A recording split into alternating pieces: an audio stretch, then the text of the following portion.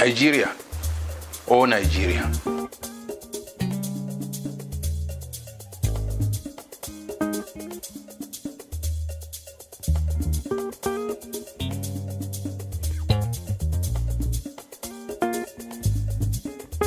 And what's so special about Switzerland, anyway?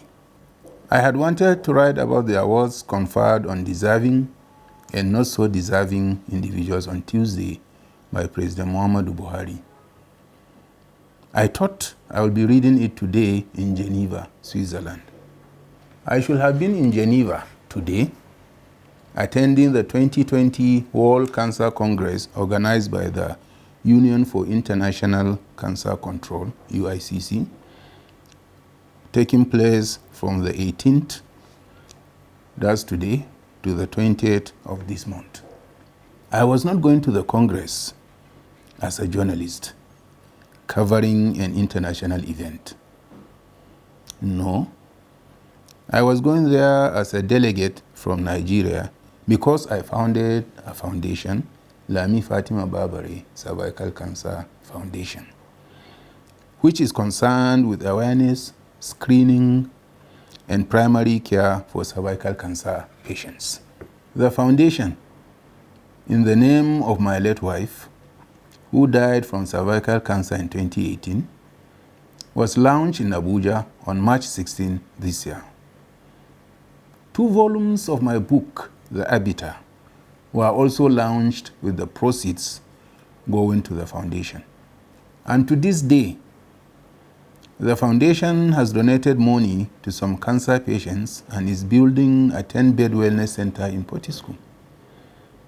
The center, which has already recruited a certified nurse and 3 community health workers and is training them currently, will screen for breast and cervical cancer as well as undertake primary care, referring secondary problems to relevant bodies.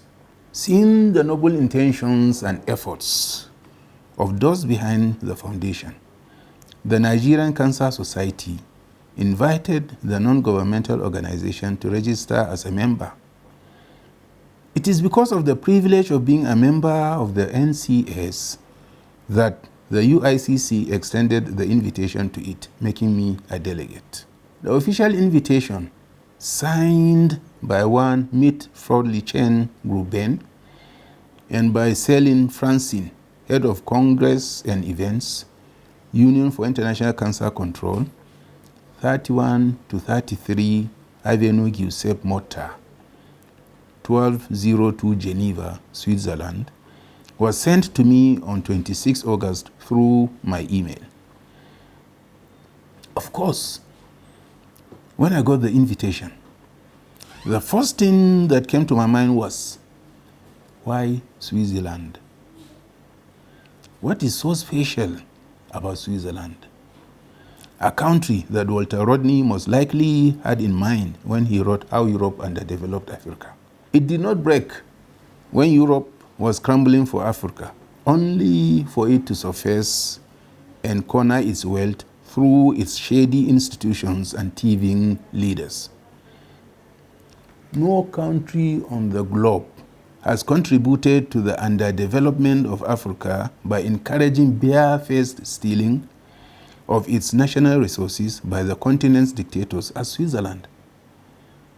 African despots, since African countries started getting independence, have been evacuating their nation's resources to Swiss banks notorious for ultra-secrecy, while being poker-faced and presenting to the world affairs of morality, funds that should have gone into developing the poor continent of Africa got siphoned into private accounts in that country.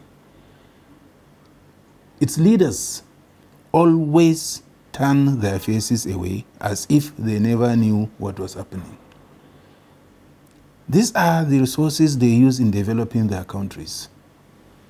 And you don't even see them at the forefront of those giving aid to impoverished nations. So I kept wondering, what's so special about Switzerland? A country that without its policy of inviting and hiding deep down in its coded banking system, blood money, perhaps international organized crime will have been finished. All the big-time drug pushers' illicit funds, arms dealers' blood money, and terrorist pay system find easy and safer transactions through the Swiss banking protocols.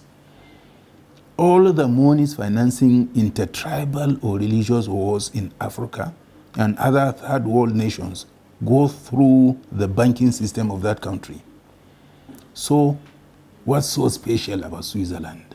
Happily for them, a greater percentage of those who have impoverished their countries and stashed their ill-gotten loot in that country die leaving those plunder buried deep in that country's financial system. It is the same with all the stash of international criminals who find a haven in their banking sector. They use those monies to develop their country and tell us we are backwards.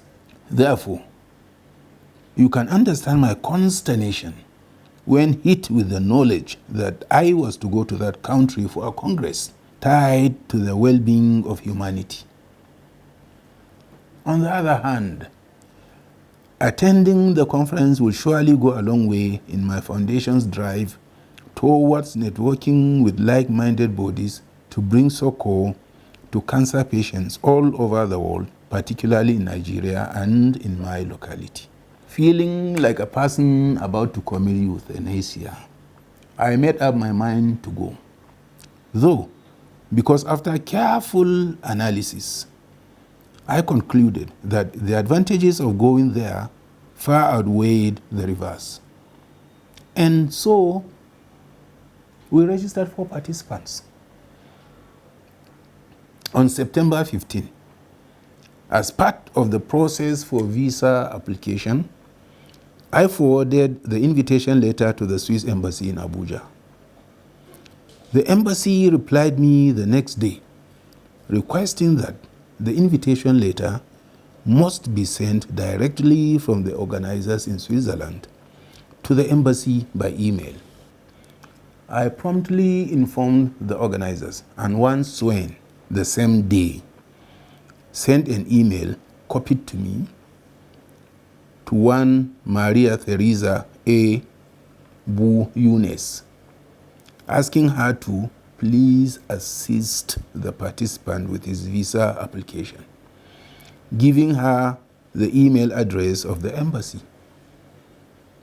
And on September 20, at 4:25 p.m., Maria Theresa did so, copying us all that the letter had been sent, confidently and buoyed by the belief that I have been presented with an opportunity to expand and enhance our noble works. I dived headlong into the process of the journey. Return flight tickets for 4 cost us about 2.5 million naira. We booked hotel accommodation and spent generously on buying heavy winter clothes we do not need here. And the embassy made each of us part with 36,000 naira. I then went for the visa interview on October 4, knowing full well that I had fulfilled all the stringent measures, including my bank statements of account, that of the foundation and of my company, Neptune Network Nigeria Limited, required to qualify for a Schengen visa. I have been resident in Abuja since 2007, but I never knew where the Switzerland embassy was located till that day. This goes to show that I had never considered the country amongst those I dream of visiting. Sadly, even though I know of people who accuse them of racism, the way and manner they do their inquisition, because I won't call it an interview, was indecent and demeaning. It is as if one was on trial to enter paradise. The inquisitors, Nigerians afflicted by mental slavery, treat their countrymen has come, desperate to go to God's country on earth, not knowing that the majority of us love Nigeria with passion more than any country in the world.